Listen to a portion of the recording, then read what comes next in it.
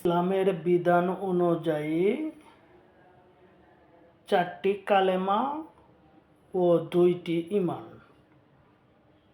কালেমা 4টি হলো কালেমায়ে তাইবাহ, কালেমায়ে শাহাদাত, কালেমায়ে তামজিদ, কালেমায়ে তাওহীদ। ঈমান 2টা হলো ঈমানে মুজমাল, ঈমানে মুফাসসাল।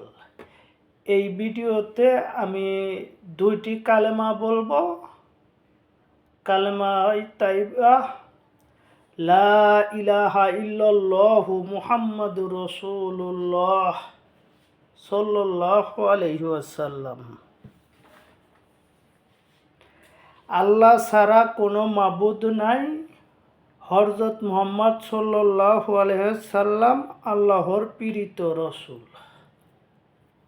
কালেমায়ে শাহাদাত, আশহাদু আল্লা ইলাহা ইল্লাল্লাহু ওয়া আশহাদু আন্না মুহাম্মাদান আবদুহু ওয়া রাসূলুহু।